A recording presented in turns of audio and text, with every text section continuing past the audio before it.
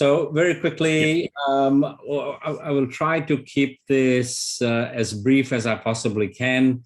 The idea for today is to give you all a bit of insight into what I think the Sydney property market is doing. And I like to make predictions, so I will be actually making some predictions on where the market might be going, where interest rates might be going, and where property prices will be going. So a little bit about my background there. I've spent a good part of over 30 years in banking, holding some fairly senior roles with HSBC and St. George Bank. And also have had a lot during my career to do with the regulators like APRA, RBA, ASIC, all of the regulators for banks and financial markets. Hopefully today I can give you some real takeaways in terms of what to look out for. There is a lot of media out there. There's a lot of negativity out there. There are obviously some headwinds. I want you to all have some takeaways today in terms of trying to decipher all of this noise that is coming out of the market so that you actually have some facts and figures to back your decisions with property. Okay, last 12 months in the housing market. Everybody is aware of this, so I won't dwell on this slide. But what I will say to you is what happened last year, a 25% increase in the Sydney property market, this type of increase has only happened 3 times in the last 100 years. Okay, only 3 times in the last 100 years. So it's not something that happens if you're recent in Australia in the last 4 or 5 years. This does not happen every year. Okay, the last time something like this happened was in 1989.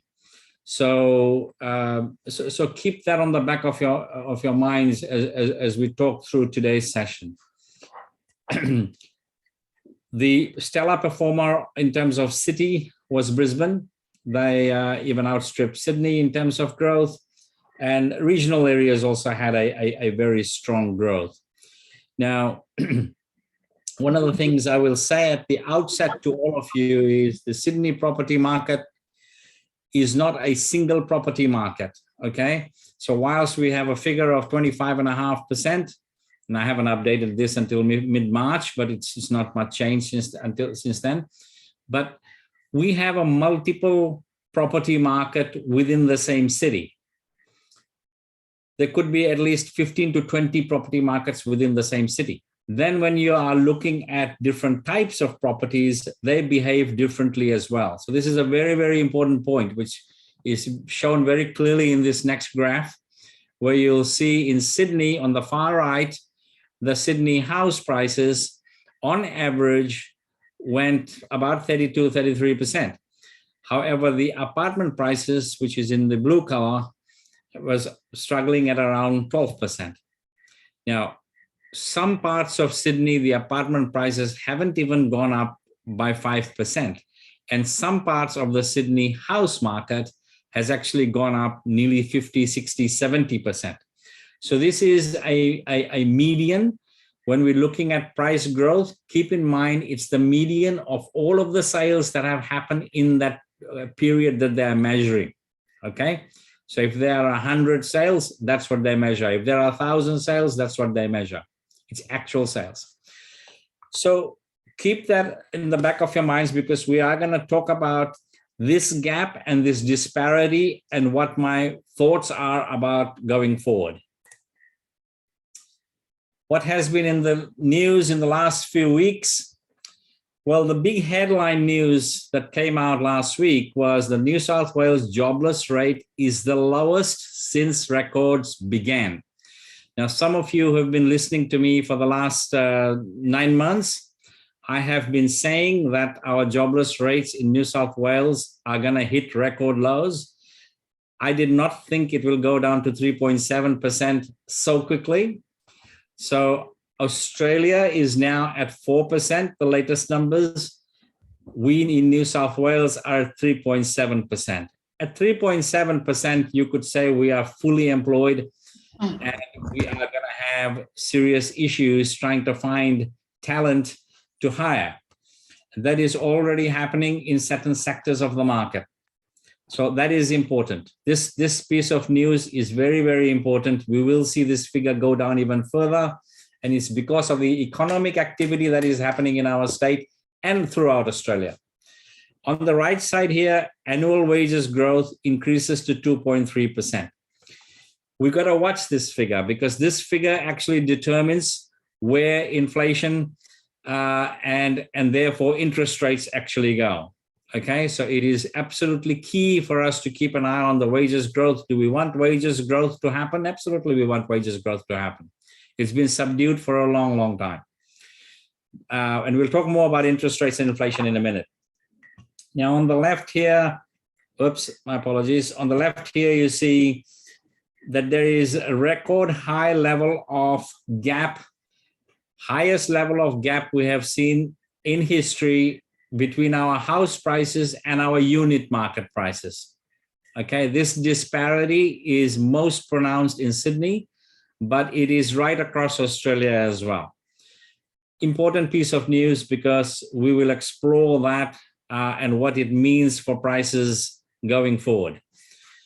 And of course, last month, the border opened and there's thousands of flights now arriving since then.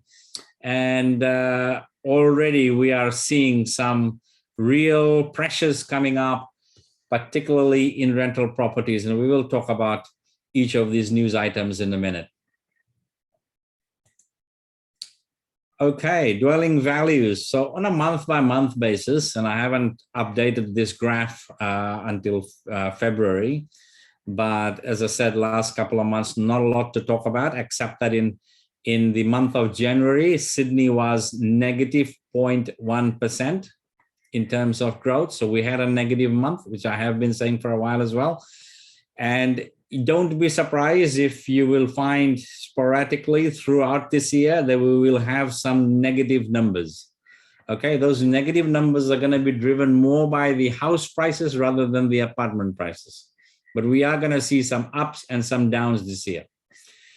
So I won't dwell on this, but the big month for Sydney was March 2021, where the actual pace of growth in 1 month at 3.7% actually peaked. And since then, we have seen some falls, okay? But in the last month, actually, we did see prices come back up again. So as I said, we're going to see a roller coaster throughout this year. Okay, so what makes the property market tick? What are some of the key considerations when you're looking at what moves the property prices? First one is very simple, supply and demand. Everybody understands supply and demand. Everybody's done economics 101. When you've got too much supply and not enough demand, what happens? Prices go down. When you have too much demand and not enough supply, prices go up. And it is true not just for property, it is true across every asset class that there is, okay? We had shortage of cars during COVID. So secondhand car prices went through the roof. Some cars actually became more expensive than brand new cars because people were prepared to pay those prices because there was a shortage. So this is supply and demand. It is my number one factor when you're looking at property prices. It is the most important factor, and we will talk more about that shortly. The second one there, and one of the reasons why property prices went up by 25% in Sydney last year is because interest rates have been at record lows.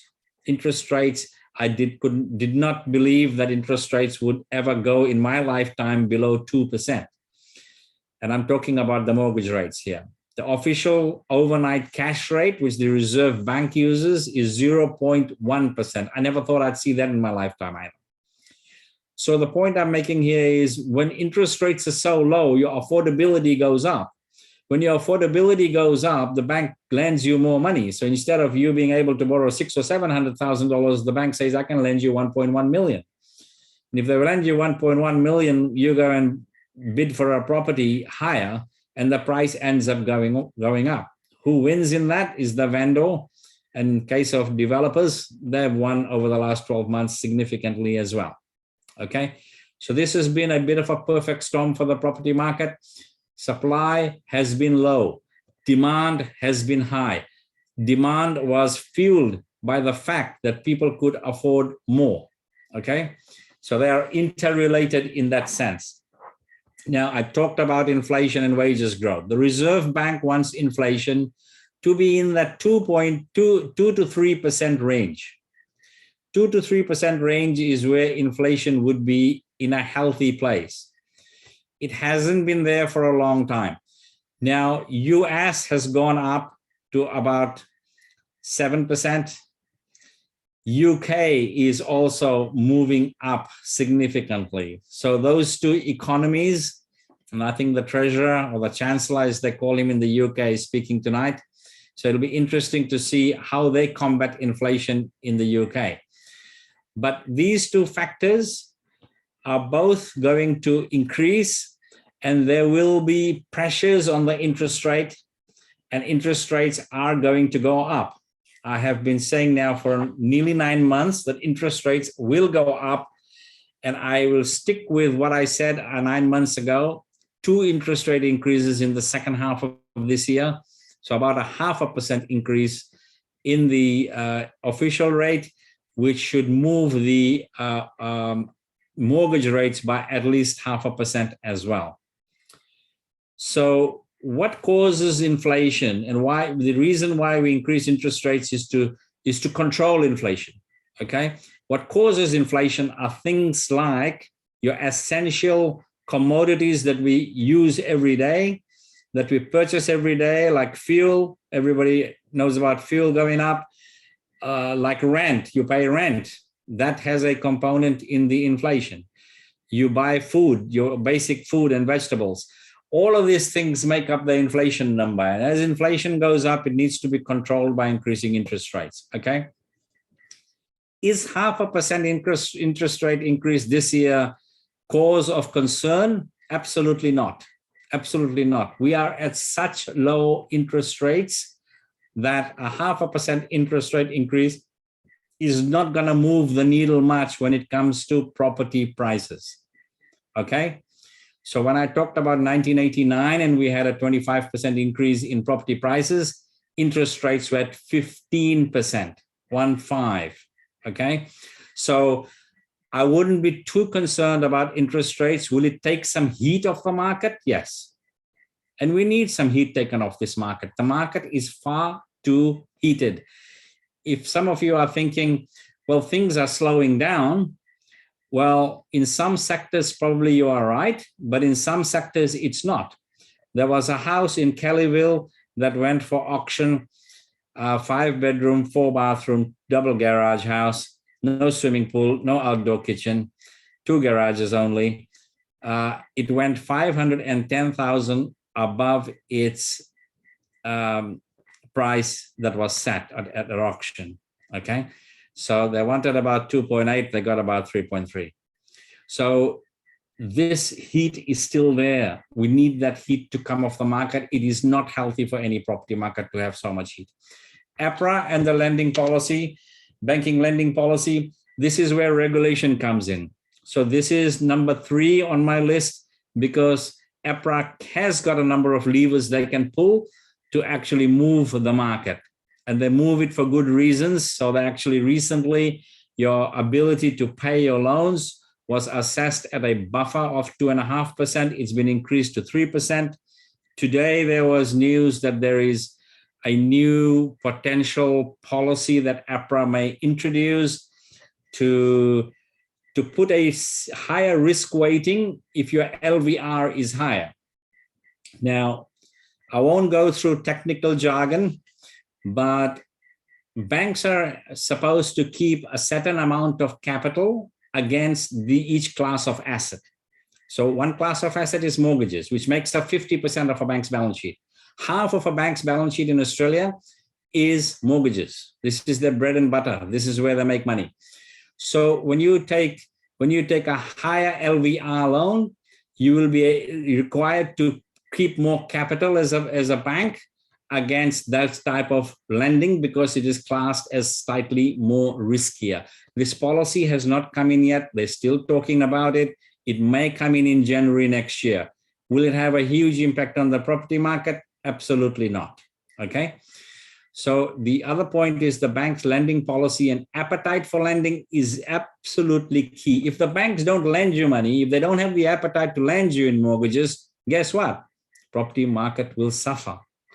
Banks have significant appetite to lend money, and this is very important for all of you to understand. This is key because during COVID, we did have a lot of issues with business loans. Banks would have had a lot of write-offs in the business loans area. They would have had a lot of write-offs in credit cards, in personal loans, in the things that where people had to actually let go of. But generally speaking, and I will talk together with point 6 here, talking about loan write-offs and delinquencies together with the lending policy, banks have huge appetite at the moment, and they're flushed with money to lend in the mortgage space. That's why you've got significant competition at the moment with interest rates. If any mortgage brokers are listening, they would know that banks are giving you cash to move across. Some banks are giving you $3,000 cash just to come across. So this type of competition is because this is their bread and butter. They're happy to lend. This is where they have not lost money. Banks have not lost money in mortgages, okay? So there is a lot of appetite for them to lend. Economy, very, very important. If your economy, these are the two most important things in the economy when you're looking at prices for homes. The GDP, which is your economic growth number, and the unemployment number. They thought that the GDP is going to be negative when this is in COVID, mid-2020.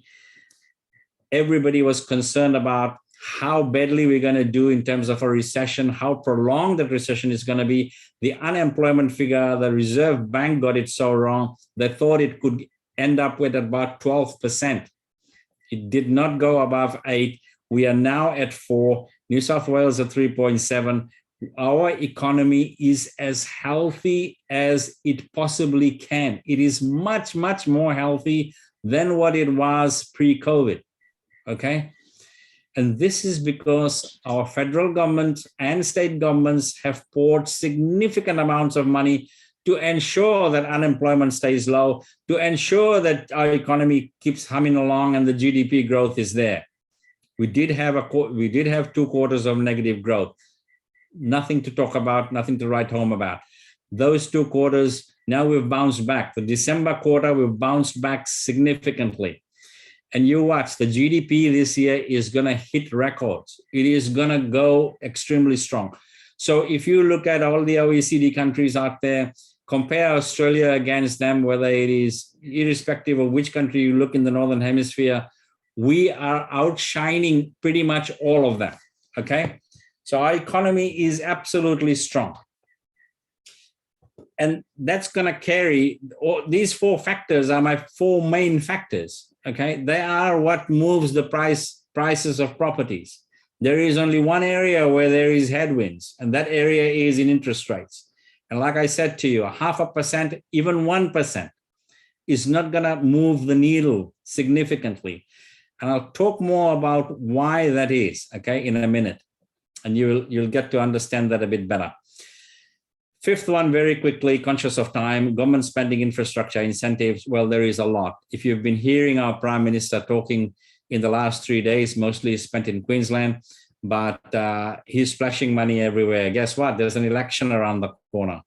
So we are splashing money. There's a budget around the corner. So elections around mid-May, budget about to come out. There is going to be significant amounts of money that will be spent on infrastructure, okay? And then we've got global factors. Listen, global factors are going to come and go. It's my last item on the list that moves property prices in our city. And right now, what I haven't put there is an actual war that is going on in the Northern Hemisphere. Is it going to have a huge impact on our property? No, it's not. Okay. All these factors have knock-on impacts that don't have huge impacts. Okay.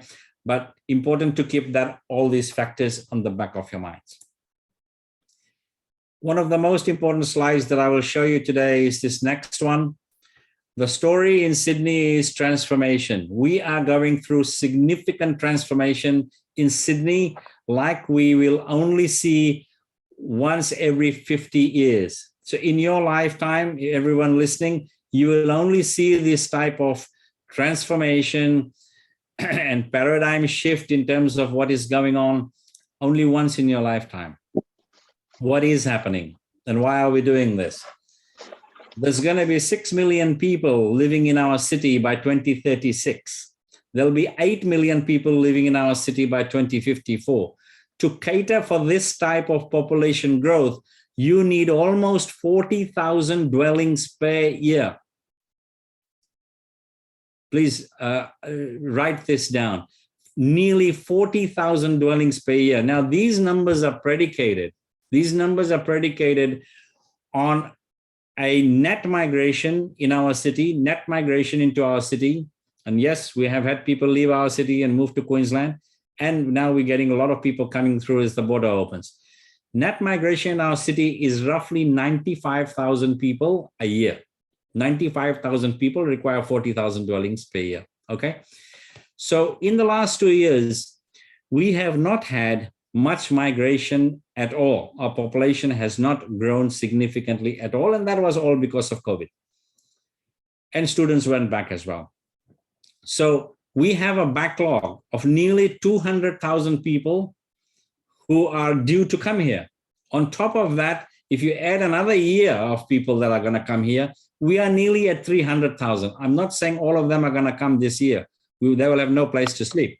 But what I am saying is the next 2 years, you're going to see a tsunami of people coming to our city for various reasons.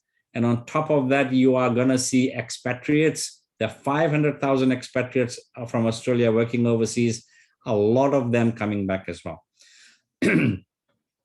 Hence, to cater for this population growth, to cater for this type of number of dwellings that are required, we are actually releasing more land. We are rezoning anywhere that there is train stations and metros is being rezoned. We are increasing the density of the population. That is the only way we can cater for this type of growth, okay? What you're seeing in Sydney, just with transport projects, there are $50 billion of new transport projects over the next 10 years. Now, if I looked at not just the transport projects, but all of the projects that we have going in terms of infrastructure in our city, we have in the next 5 to 10 years, more in dollar terms than the rest of Australia added together. So if you're looking for a place to invest, you can't go past Sydney because this is where a lot of action is actually happening, okay? Keep those figures on the back of your mind because it is important when you're looking at investing in property, you need to know what is happening in your city and what transformations are going through. So, you know, I'm talking about new hospitals, upgrades to hospitals, new schools, upgrades to schools, new universities, increasing capacity there. All the roads and tunnels and metros and all of the things that you are seeing that are being built in our city. The new airport is coming up, the Metropolis is coming up. So all of these things require significant infrastructure, and it is all happening in front of your eyes right now. So very quickly on the property prices, and listen, we do read the media, we all read the media, and I don't have to tell any of you listening today that the media and the economists of the banks get it wrong significantly. They get it wrong a lot. So at the moment, at 2022, and you can see the blue ones for each bank down here is 2022, and the gray ones is 2023. For what it's worth, I've put that up there. They're saying a slight increase this year in property values and then a fall next year. CBA is always the most dramatic. In middle of 2020, CBA said 2021 prices will be down 25%. In fact, it went up 25%. So that's a 50% turnaround. My point to you is don't blindly follow what is said here, because these economists do not know what is happening at the coalface. Then we have SQM Research. a fairly sophisticated research company. A lot of people listen to them, look at what they say. And the other one that I haven't put here is CoreLogic. They do a lot of research and they put numbers up. Listen, I won't go through all of this. I will just show you the Sydney part here, based on different scenarios on interest rates and QE scale back and cash rates and inflation and so on. You're looking at these scenarios here.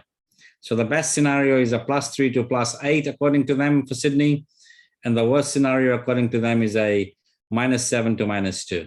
Okay, like I said, I won't dwell on that. Then I have actually, like I said, I've made my own predictions. My predictions are based on differently for houses and differently for apartments. Now, so 2022 house prices is going to be 5% up according to me, and apartment prices this year is around 14%.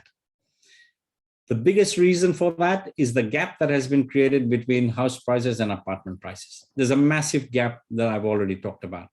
2023, apartments a bit more subdued. By then, we will see a bit of flattening, if you like, and apartments will continue their journey. The only thing I will add to this is that my 20% between now and end of next year for apartments could actually be higher. It could even be 25 to 30%. Okay, this is how bullish I am on apartment prices in the next 24 months. I am extremely, extremely bullish. In my 40 years in Sydney, I have not seen this gap between apartment prices and house prices go out so much. And over the next few slides, I will explain this more. So I call the apartment market in the next 24 months, 6 to 24 months, as the perfect storm. I have been using this term, the perfect storm, for the last 9 months, for those that have been listening to my sessions. But I have seen 2 articles in the media in the last 2 weeks using the term, the perfect storm for apartments. Now, I have 8 reasons, and I'm going to give you all of these reasons why that it's time. It is time now for apartments to shoot up 20, 25, 30%. Okay. First, I want to dwell on the first one, historically low interest rates and high appetite for banks to lend. That will continue. It's still a low interest rate environment. We're not talking 5%, 6%, 7% interest rates. It's a very low interest rate environment. Demand is shooting up. One of the reasons why this gap got created between apartment and house prices is because we did not have migration. We had less investors investing in apartments. Because, why? Because rentals came down as a result of COVID. Students didn't come, and there were price pressures on the rentals. Okay? These 3 factors have all changed now. Investors are going to come back in the market. We're going to get huge amounts of rental growth in months to come. Expatriates are coming back. Like I said, migration is happening. In some places in Sydney, it's cheaper to buy than rent. And the project we're going to be showing you today is a classic example of that. And we got foreign people buying here as well. We've got a lot of foreigners buying here. They don't have the visa, but they're applying for FIRB approvals and actually buying in our city. And that's going crazy as well, okay?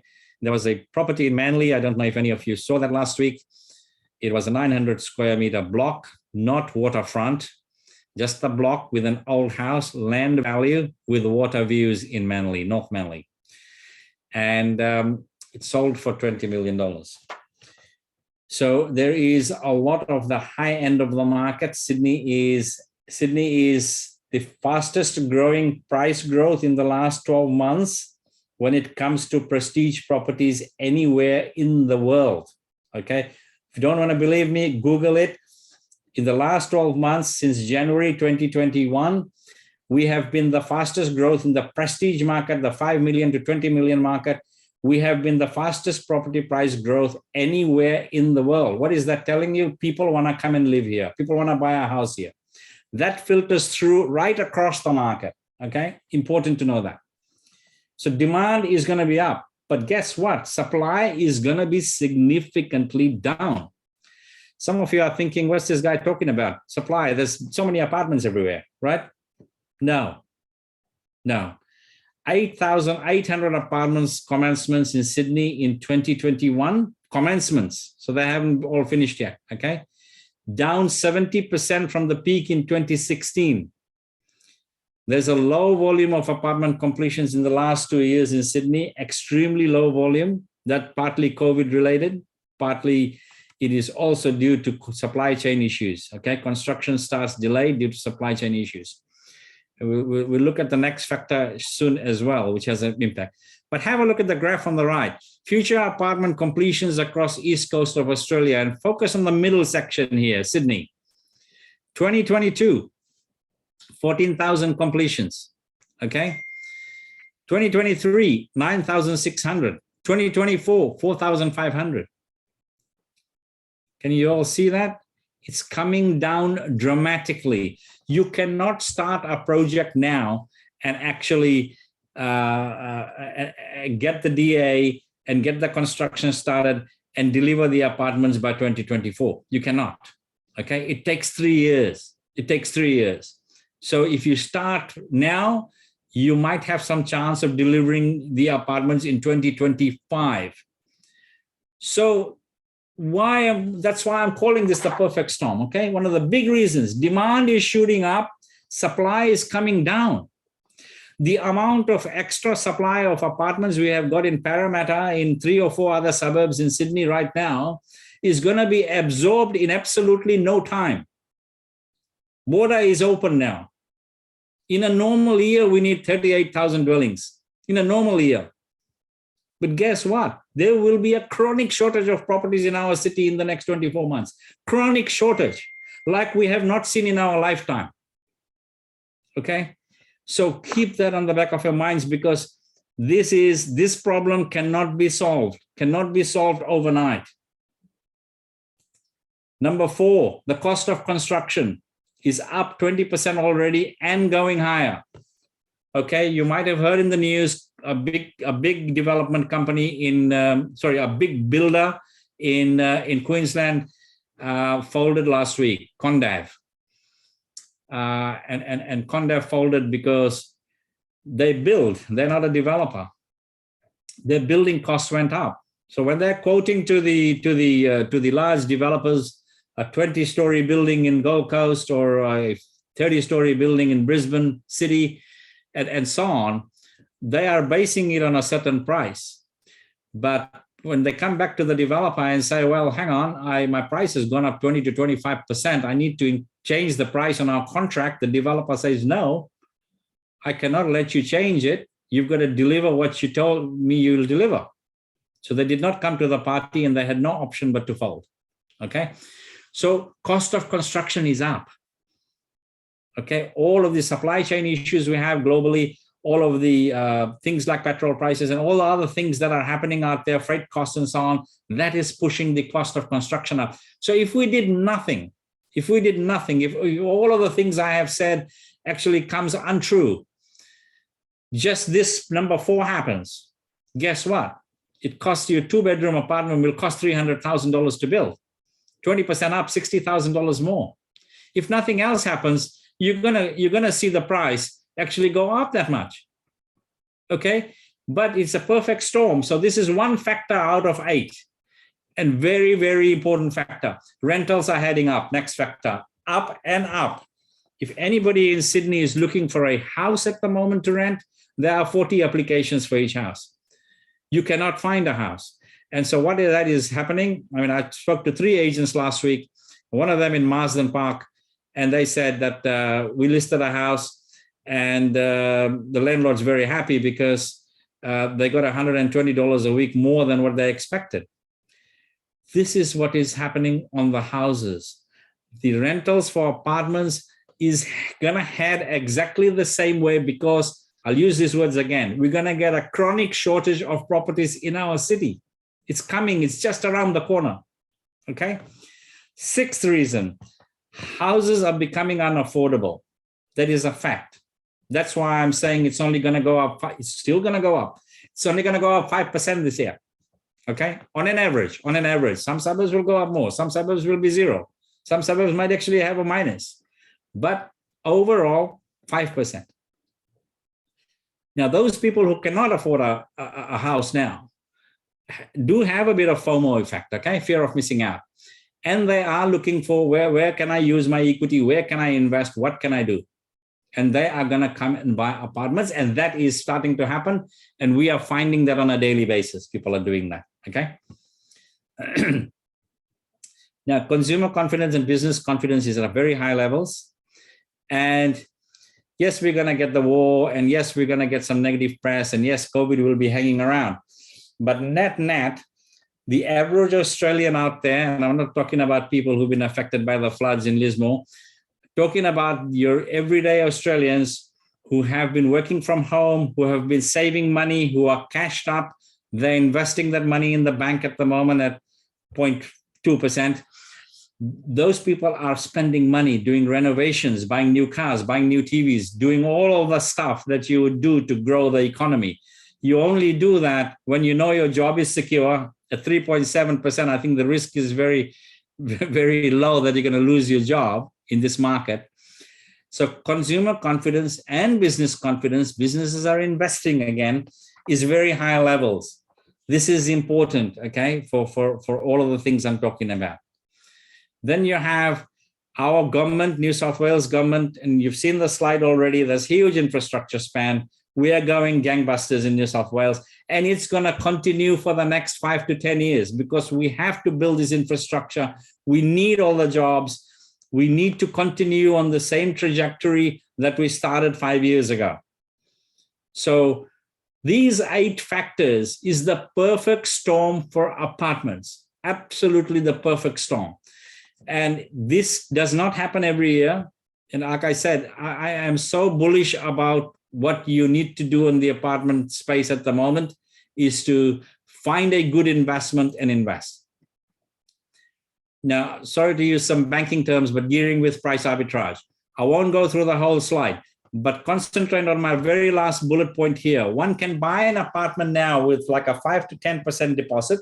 So say you buy an apartment for 600,000, you pay 60,000, and the completion might not be for 18 months to 2 years.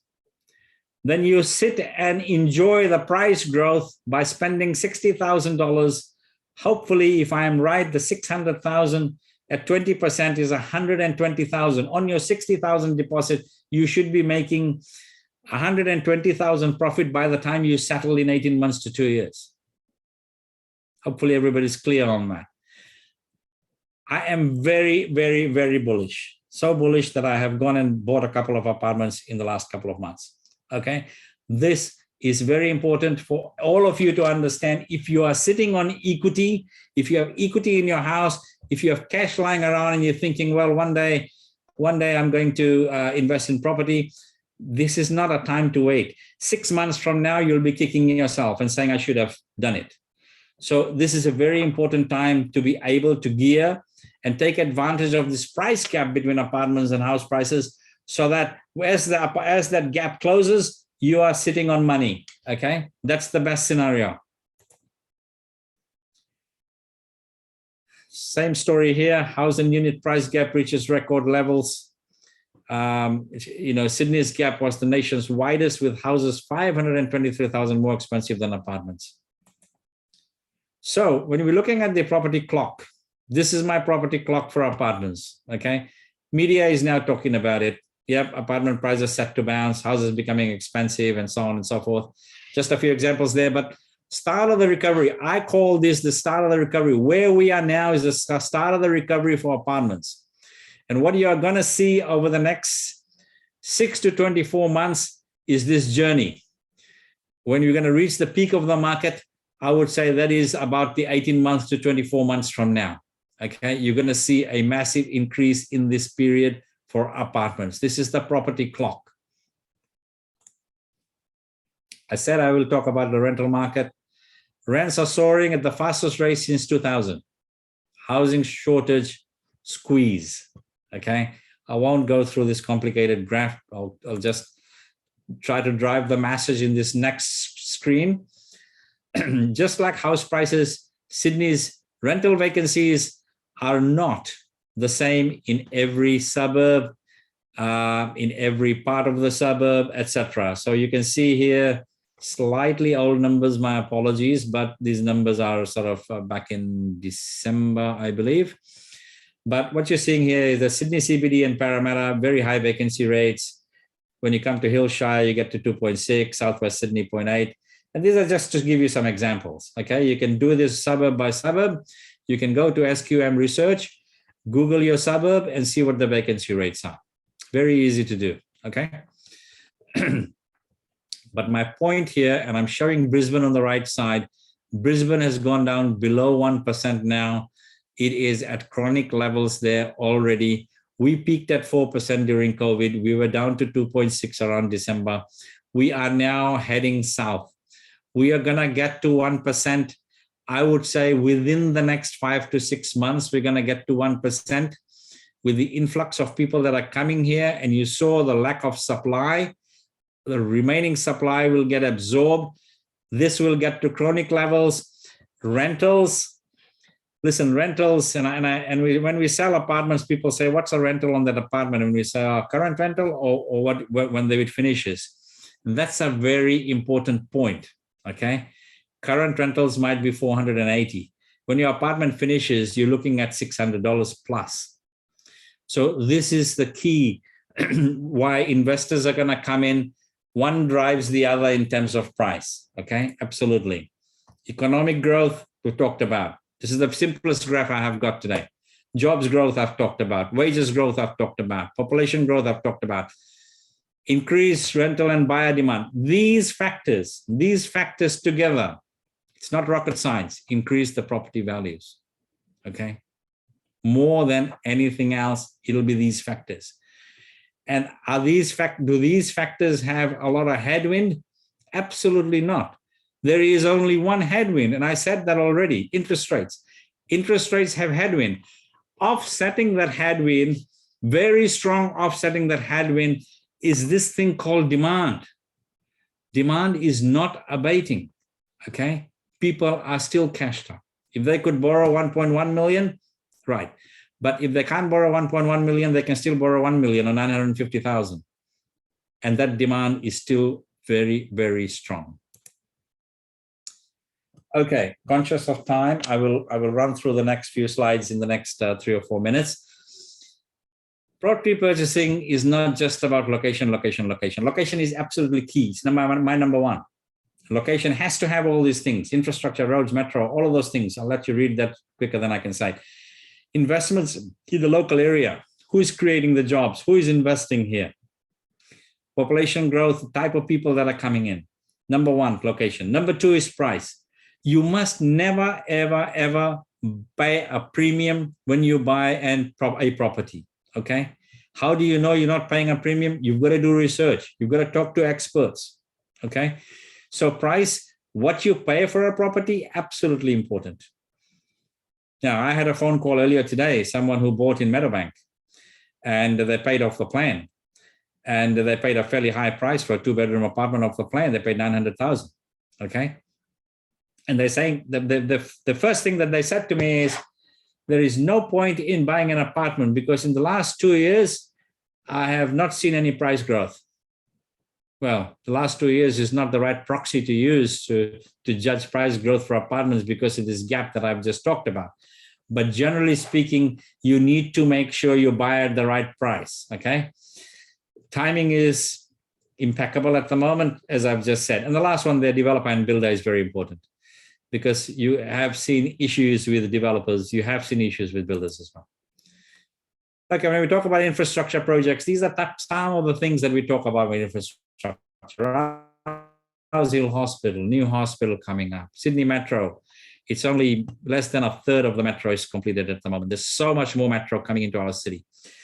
Things like Marsden Park Business Centre, Riverstone Town Centre, these are new infrastructure projects. This is the future. This is what people need to be looking at, need to be cognizant of when you're making an investment in property. What about the Greater Western Sydney? How big is the Greater Western Sydney? Well, New South Wales, just New South Wales GDP Our economy is bigger than these countries, okay?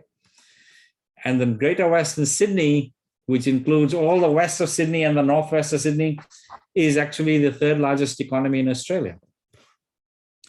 So I won't go through all of these things, but you can see where I'm coming from in terms of your population growth, and the infrastructure is going to drive significantly properties in the next few years. I was compelled to actually write an article in the largest Indian newspaper in Australia in December. You can Google and read this, or we can actually send it to you. And my point is very simple. Look for these key recommendations. Find a suburb where there's significant infrastructure spend and population growth, okay, where you've got infrastructure as well. Pick a suburb where there's a significantly differentiation between house and apartment price, where the gap has widened. Focus your search in the lower price range. And make sure you pick a developer and builder that is reputed. Now, I will stop there and get Raj from our team to do a quick run through of the project we are showcasing tonight. Now, we have probably 30 projects in Sydney at the moment, and a number of interstate projects as well. The reason why I am showcasing only one project tonight is because this project for us ticks all the boxes. I'm not saying we don't have other projects that tick all the boxes. Yes, we do. But for tonight, we are excited about this project where it is cheaper to buy than rent, where it has got all of the things that tick the boxes. Okay. So without further ado, I'll let Raj run through this, and then we will conclude from there. Thank you. Thanks, Raj. Thank you, Sachin. Good evening, everybody. Thank you, everyone, for attending. My name is Raj. I'm from the Nivas sales team. Basically just taking over Chris today because he's not well. But to talk about the project, we are basically undertaking a project in Blacktown. The slide that you see on the screen is for stage one. Stage one, we are pretty much sold out. We only have a few one bedrooms available. So just to give you an idea how in demand this project is. Stage two, we are selling now. We're taking expression of interests. It's called the Evolve. You're going to have a similar facade as what you see in stage one as well. We can move on to the next slide. Okay, so in terms of the builder is Jasara Constructions. Look, they tick all the boxes as per our criteria. What we like before we undertake a project, there are strict criteria that we follow just to make sure the builder is good. They've got good reputation in the market. They've been in the industry for a while. There's no any bad press or anything of that sort before we actually sign up with them. So Jasara has been in the industry for about 25 years. They have built multiple mixed residential and commercial sites. One of the largest multi-dwelling builders in Sydney, actually. They've any point of time, these guys have got about 20 projects in the pipeline. So they're quite in the market. They are always, doing new projects. So just to give you a few idea, like you see on the screen, sorry, so just one more back, just go one back, please. Yep, just to give you an idea, these projects that you see on the screen, so they've done, this is just a couple of them that we are just pointing out. This one here is in Sans Souci, Rocky Point Road. The Villa Dell is located in Tallawong, which is one of the premium ones they've done. They've like areas like Rockdale, Keddyville, just to name a few. So yeah, we can go to the next one. Great. So location-wise, Evolve is about a 5-minute walk to the Blacktown train station, West Point Shopping Center, which obviously has 150 plus retail stores. We're about 5 minutes walk to the ACU University, which has just recently been completed. So very good location. We're just 5 minutes drive to the Blacktown Hospital.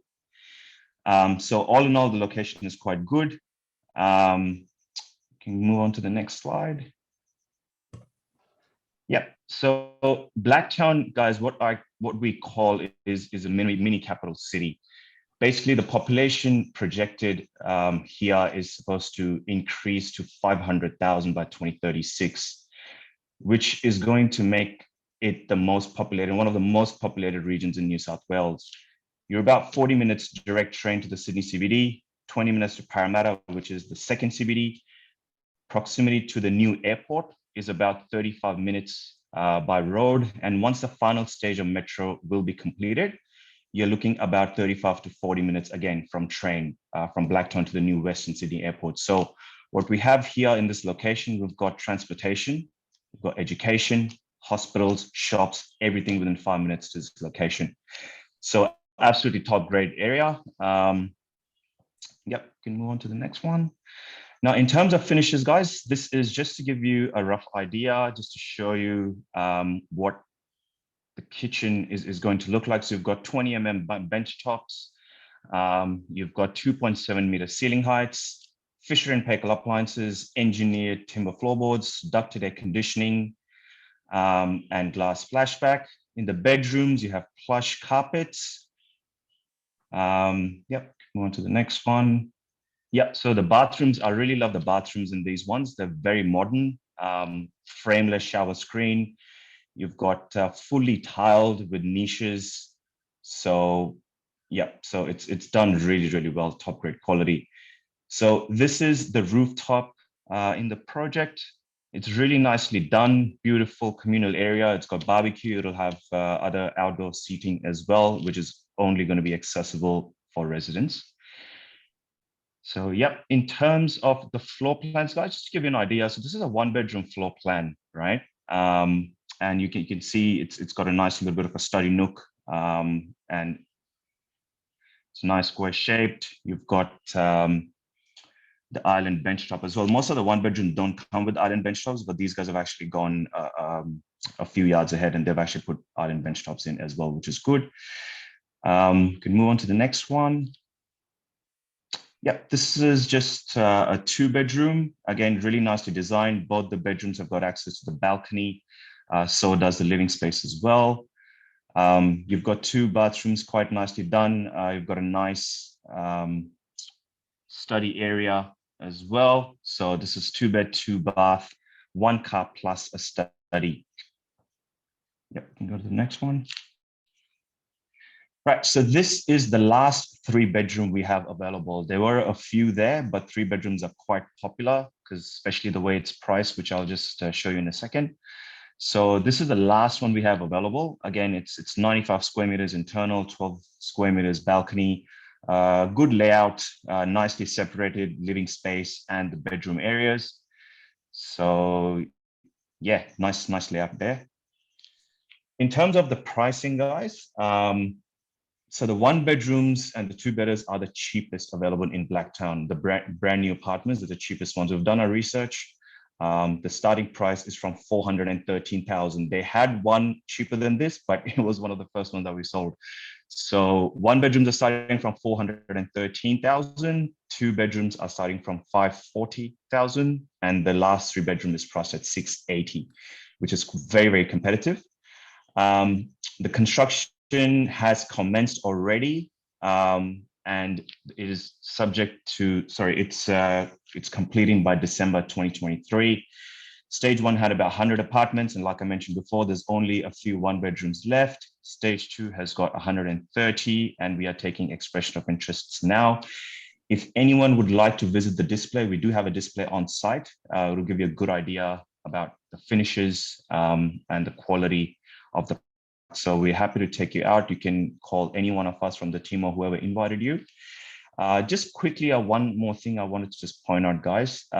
We actually spoke to the builder yesterday, and especially the sort of demand that we are receiving in the apartment space. They have said that they will be revisiting the pricing in the next week or so. So what I have learned is developers are going back and they are revisiting prices. They are keeping an eye on the demand for units, because a few have been selling, right? So last weekend, for instance, these guys sold about 13 apartments, just to give you a rough idea. So demand is there and prices are very competitive. So that will be all from my side. Back to you, Sachin. Thank you. Thanks, Raj. Thank you. So just so all of you are aware, these comments are not made flippantly in terms of price increases. We are still in the pre-sales part of this project. So when I say you should never pay a premium for an apartment, this is exactly what I mean. So you're buying and not just at the bottom of the price, but you're buying at pre-sales. As soon as 25 apartments are sold, you are going to find that these prices are going to move. And there are a lot of factors that you've seen before why prices are going to be pushed up. In a normal situation, when prices of raw materials and freight are not going up, this is what happens anyway. But it is a given now that these prices are going to go up for a number of factors. Okay, so what the developer does is they try to recoup some of that the cost and sacrifice on the first 20 or 25 sales that they make. So listen, buying a one-bedroom apartment, they're good size apartments around 60 square meters with plus balcony, at 413,000 is a absolutely no-brainer. If there's anyone listening who is renting, say with a friend, a two-bedroom apartment, and they're paying $250 in rent for a room, well, to buy a one-bedroom apartment here with 100% finance, not that the bank will give you 100% finance, is less than $200 a week. And I'm not even adding the other incentives and so on you're going to get from the government for buying that. So it is a no-brainer. In Sydney, you cannot buy a two-bedroom apartment under 540,000 of the plan. You cannot. There is no place you can. You go and try even in Mount Druitt, go and try in Penrith. This is the rock bottom. This is the reason why we say, guys who are listening that are investors, this is one to put in your portfolio, okay? This is one to put in your portfolio because you need to build your portfolio with quality and buy in a place where there is already infrastructure and more infrastructure coming. We do what we call a scorecard on in ticking 10 boxes. This ticks 9 out of the 10 boxes, okay? The location.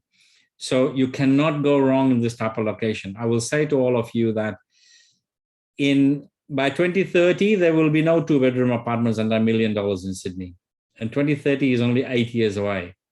In Blacktown, 7 years ago, 8 years ago, your prices for a two-bedroom apartment is roughly half of this, okay? You could buy something for $280, $290 for a two-bedroom of the plan apartment. So prices will keep going up. You need to make a call and take a decision when you see a good project with a good purchase price on it. Now, to conclude, what I want to say to all of you is what I say with concluding all my talks is that to generate wealth, you must invest in property, okay? There are other things that people have made money that you think that, is a sexy way of making money, like buying some cryptos or doing something else. Well, let me tell you, there are not many people who generate wealth outside of the property asset class, okay? Unless you are on a very big salary, earning $500,000 to $1 million a year, different. But most of us are not in that category, and you must generate wealth through property investments, okay? But what you buy, where you buy, at what price you buy, it becomes very important in terms of how you build your portfolio. Some of you, if you are listening, you have got husband and wife or partner, both working, both on a good job, good salary. There is no reason in the world why you cannot, through your lifetime, accumulate double-digit properties, okay? So when I say double-digit, I mean 10, 12, 15, 20 properties. There is no reason in the world why you can't. How you do that, you need to talk to us, okay? I have been investing in property for 40 years. I am here to help. That's why I say I can give you one-on-one discussion. I don't call myself an expert, and I do not give advice, so they're probably not the right words. But I am here to guide you, to help you. I don't charge for that. because I want to see people succeed in property. The reason why Australians are the per capita richest people in the world is because of their property investment. We are the richest in the world per capita, gone past Switzerland about 3 years ago. Okay, and the reason for that is because we invest in property.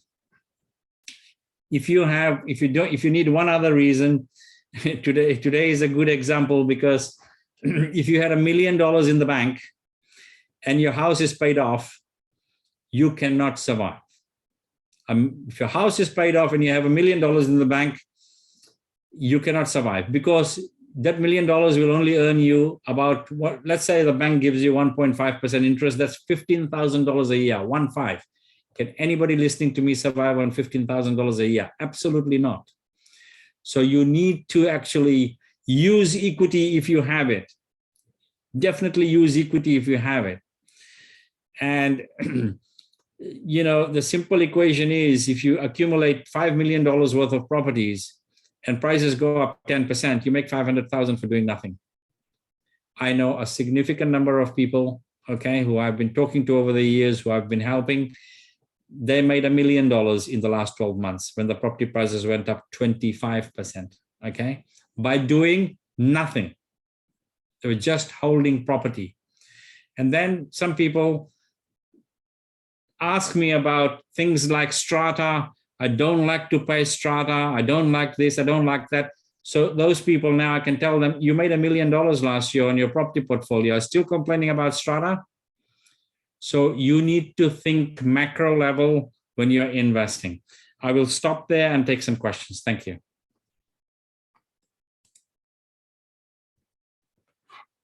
Hopefully you found that insightful and useful, but we are happy to take some questions. Thank you.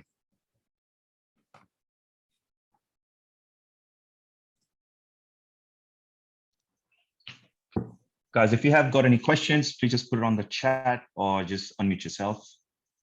Yeah, don't be shy. There's no such thing as a silly question. Yep. Passed a few myself.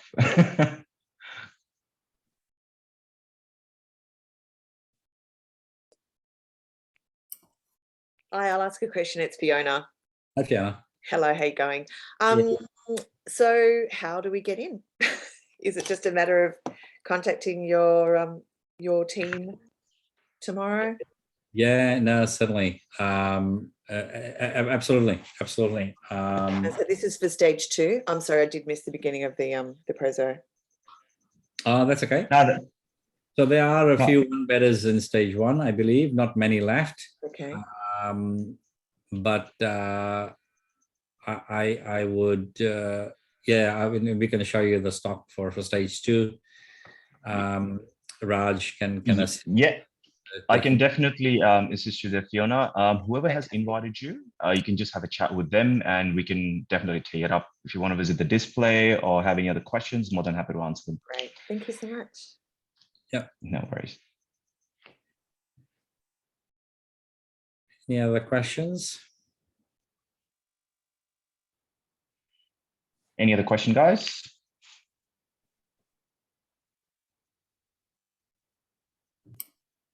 Okay, awesome. It's dinner time.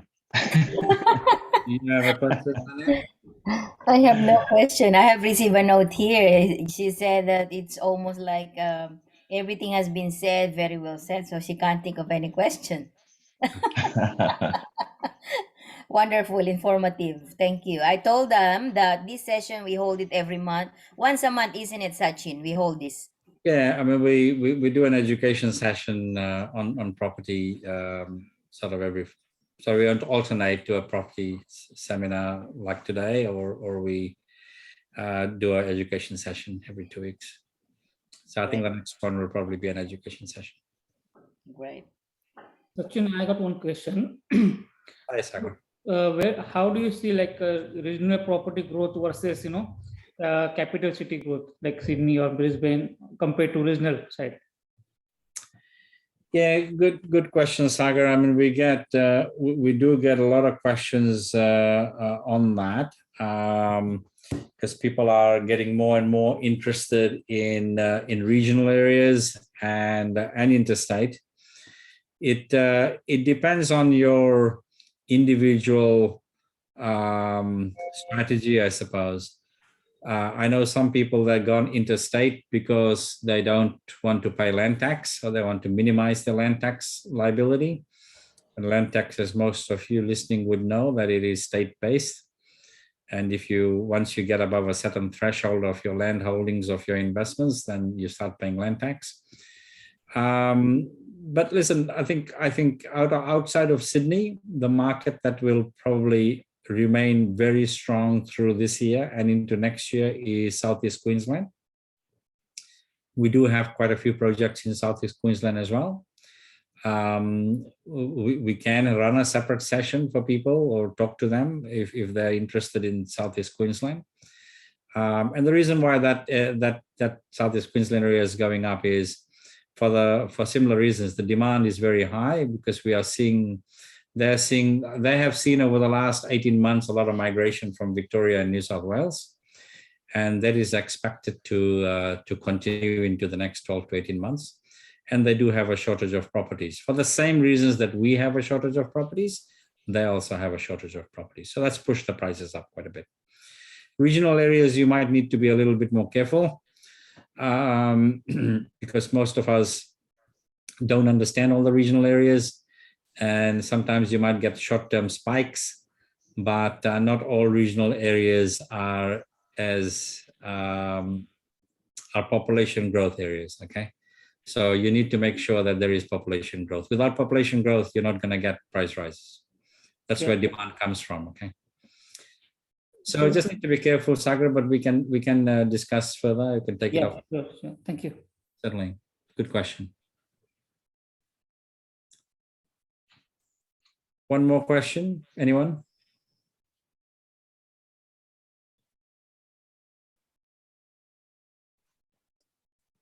Okay. No further questions. Yeah, feel free to come back to us, talk to whoever's invited you tonight, and we'd be more than happy to help you. Thanks for attending, and hopefully you found it useful. Thank you very much. It was a good use of time tonight. Thank you, Sachin. Good night, everybody. Thank you Very well guys. said. Thanks, Have a good Raj. night, guys. Thank you, Bye. Sachin. Present, yeah, Sachin. Raj. Thanks, Bye, Raj. Nina. Thank Thanks. you. Thank you, guys. See ya. Thank you, Raj. Bye. Thank you.